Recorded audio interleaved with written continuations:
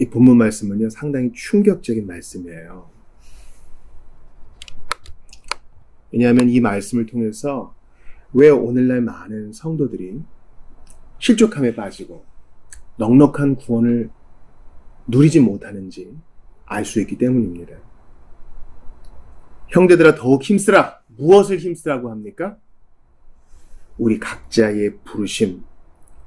하나님께서 우리를 생명과 영생으로 부르시잖아요. 하나님 자녀로 부르시잖아요. 미리 아신 자들을 정하시고 정하신 자들을 부르신다고 할 때 이 유효한 소명, 이거 어떤 무슨 직업의 부르심 뭐 이런 거 아니에요. 영생으로의 부르심이에요.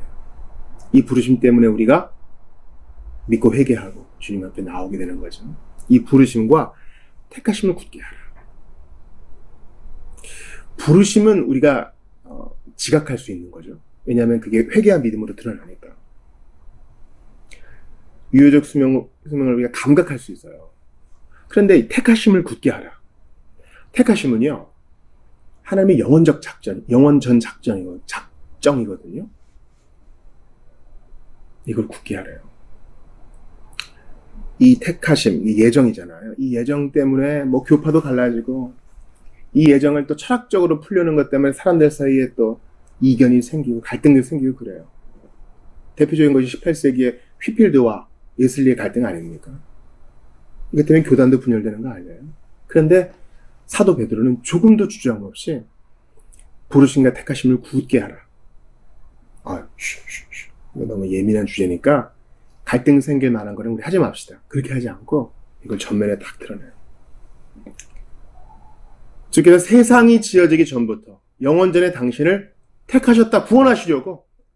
무슨 구원받을 만한 조건이 있어서가 아니라 단지 그분의 그 기쁘신 뜻으로 인하여 당신을 구원하기로 작정하셨다. 이거 굳게 해라. 그냥 굳게 하는 정도가 아니라 힘써서 굳게 해라. 이 택하심이 가장 근본적인 이유예요. 이것 때문에 이제 부르심도 우리에게 임하게 된 것이고요. 그 부르심은 반드시 효과가 드러나게 돼 있어요. 어떻게 효과가 드러난다고요? 회개와 믿음으로 반드시 반응하게 돼 있다고요. 그러니까 하나님의 택하신 자는 반드시 부르심에 응답하고, 부르심에 응답한 자는 예수 믿는 자는 나아가고 반드시 영화에 이르러요. 대단히 민감한 주제인데 이걸 굳게 하래요. 굳게 하려면 자주 들여다봐야 되고 늘 묵상해야 되고 이래야 되거든요. 이걸 힘쓰라 그래요. 힘쓰래요. 그렇게 하면 어떤 일이 일어난다 그럽니까? 베드로후서 1장 10절 다시 보세요. 너희가 이것을 행한즉, 뭘 행한즉? 부르심과 택하심을 굳게 한즉 언제든지 실족하지 아니하리라. 아멘. 부르심과 택하심을 굳게 하면 하나님의 유효적 소명이 나 같은 것을 일으키셨지. 내게 임하여 내게 믿음도 선물로 주시고 회개로 주님 앞에 반응하게 하셨지. 시간이 창조되기도 전에 영원전에 하나님이 나를 기억하셨지. 예수 그리스도 안에서 구원하기로 작정하셨지.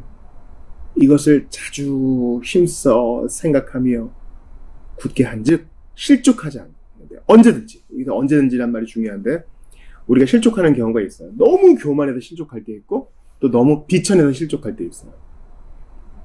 가진 게 많아지고 사람들이 날 좋아해주면 교만해서 실족하여 넘어질 때 있죠. 다윗이 그렇지 않습니까? 반면에 그 아굴의 기도처럼 우리가 가진 게 너무 없으면 하나님을 원망하고 싶은 유혹에 놓일 때가 있어요. 그런 실족도 있어요. 그런데 주님의 부르심과 택하심을 굳게 하고 이것을 자주 행하고 힘쓰면 언제든지 실족하지 않는다.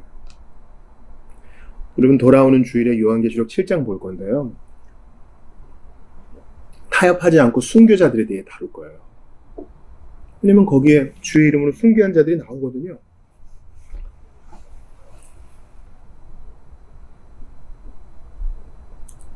여러분, 우리가 언제까지나 이렇게 자유를 누릴 거라고 장담하지 마세요. 말세지말이 되면, 지금도 말세지말이지만 우리가 고난의 시기에 어떤 일을 당할지 몰라요. 준비하셔야 돼요. 우리는요, 너무 지금 젖어 살고 있어요. 이렇게 쭉 살다가 죽겠구나, 이런 생각들을 다들 해요. 천만의 말씀, 앞날을 기약하지 마세요. 우리가 코로나 시국이 올 줄 알았나요? 러시아 우크라이나 전쟁 날 줄 알았나요? 미국과 중국 이렇게 갈등할 줄 알았나요? 아니, 그 이전 세대 봅시다. 세계 1, 2차 세계대전 날 줄 알았나요? 독일이 그 일을 벌일지 누가 알았나요? 우리는요, 현세에 젖어 살면 안 돼요. 무슨 일이 닥치든 주님 믿음 지키게 하소서. 이게 우리 기도 제목이어야 되는데 우리 이거 갖고 기도 잘 안 해요. 감옥에 갇히든 누명을 쓰든 홀로 공동체와 떨어지게 되든 어떠한 역경을 당하든 순교의 제물이 되든 주님을 부인하지 않게 하소서. 이런 기도하시는 분 많이 못 봐요. 요즘. 그런데 우리가 부르심과 택하심을 굳게 하면 언제든지 실족하지 않는다. 몸이 아파 실족하게 되고 지체들과 갈등의 어려움을 겪어도 실족하게 되고 기도 응답이 되지 않는 것 같아 실족하게 되고 다른 사람과 비교하다가 실족하게 되고 여러 실족의 이유가 있는데 우리의 부르심과 택하심을 굳게 하면 언제든지 실족하지 않는데요. 할렐루야. 여러분 이거 우리의 마스터키예요. 마스터키. 그 뒤에 절도 보세요. 이같이 하면 우리 주 곧 그리스도 예수 그리스도의 영원한 나라에 들어감을 넉넉히 너희에게 주시리라.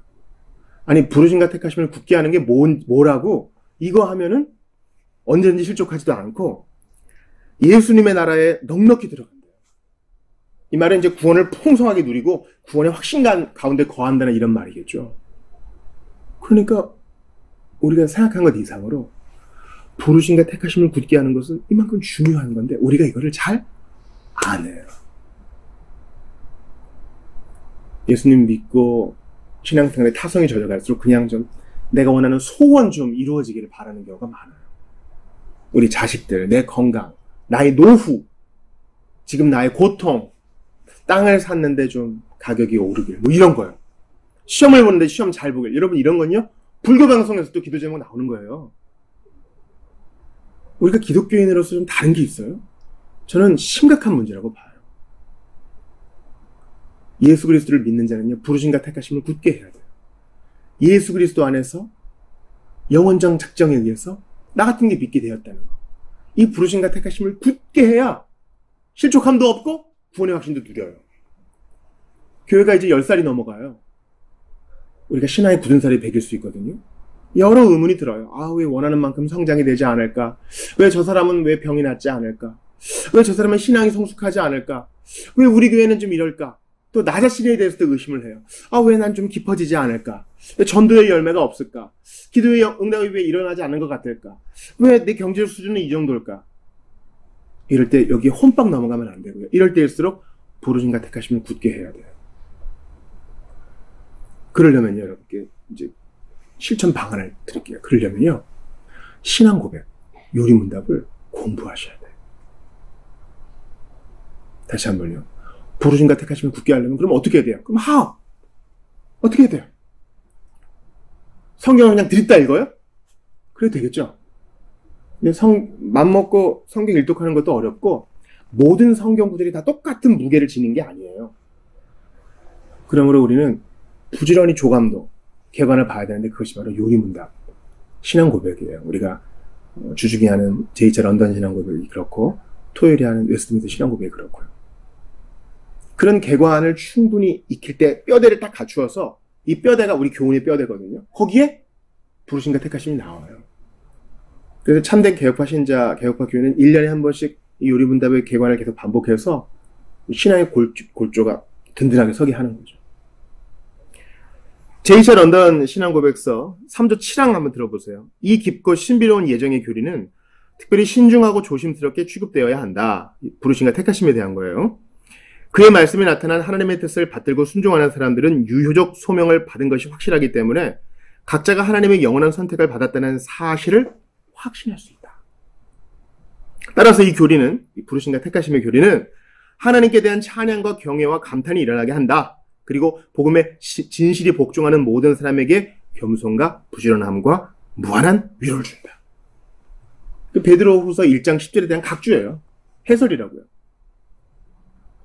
고난 가운데 있는 성도여, 자신의 처지만 놓고 울지 말고 부르심과 택하심을 굳게 하십시오. 그러면 언제든지 실족하지 않고 주님의 나라에 넉넉히 들어감을 얻게 되고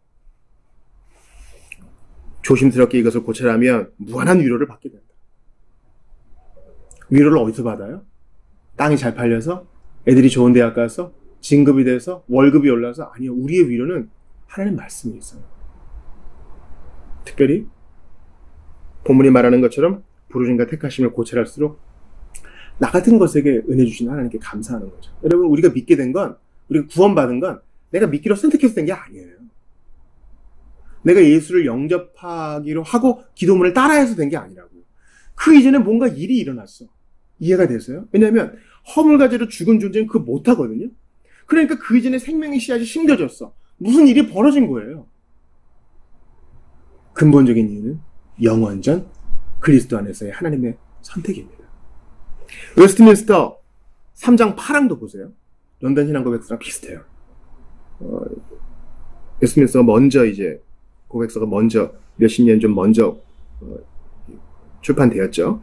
예정이라는 이 고도의 신비적 교리는 특별히 사려 깊고 조심스럽게 다뤄줘야 하는데 하나님의 말씀 안에 계시던 그분의 뜻에 귀를 기울이고 거기에 순종하는 사람들은 그들이 효과적인 소명에 대한 확신으로부터 그들의 영원한 선택을 확신할 수 있다. 그래서 이 교리는 하나님께 대한 찬양, 경애, 감탄을 불러일으키며 복음을 진정으로 순종하는 모든 사람에게 겸손, 근면, 풍부한 위로를 심어줄 것이다. 이 두 신앙 고백서가 내용상 일치하죠. 왜냐하면 성경에 기반하고 있기 때문에. 여러분 구원은 확신할 수 있어요. 로마 가톨릭 교도들 들으면 뭐 깜짝 놀라겠지만 구원 확신할 수 있어요. 우리가 천국에 간다는 확신 없이 어떻게 신앙생활을 해요? 뭐 알아서 해주시겠지. 여러분 이거는요 예수님이 원하시는 풍성한 삶이 아니에요.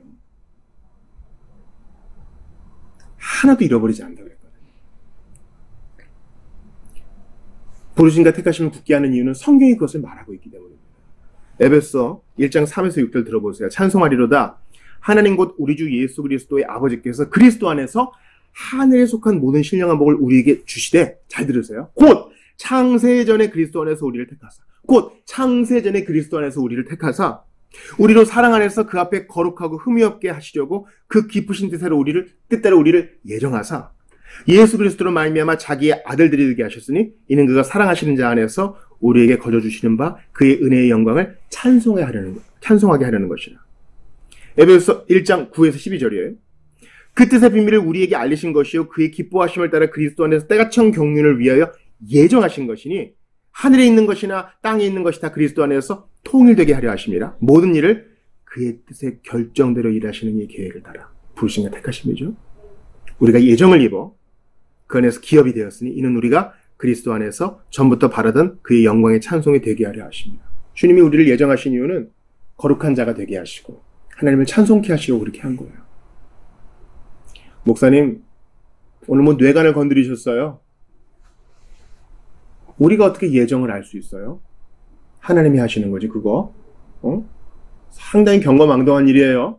어떤 분들은 그렇게 말할 수 있어요. 아니요. 데살로니가 전서를 보세요. 형제들아, 너희를 택하심을 아노라 그러잖아. 너 확신할 수 있는 문제예요. 그럼 또 하나 질문이 나오겠죠. 목사님, 저는 죄도 많이 짓고요. 반복적인 죄, 습관적인 죄도 많아요. 은혜 받았다고 하지만 지금 금요일 밤인데요. 넘어지고 의심하고 쓰러지고 비난하고 저는 참 죄투성입니다. 저 같은 자도 하나님의 예정을 받았다고 선택을 받았다고 할 수 있나요? 제가 여러분께 분명히 말씀드릴게요. 오늘 이 기도에 참석하신 자체만으로도 여러분은 선택받은 근거가 돼요. 왜냐하면 하나님의 택함받지 않은 성도가 간절히 기도하는 일이나 있을 수 없거든요. 스펄전이 얘기합니다. 당신은 그리스도를 의지합니까?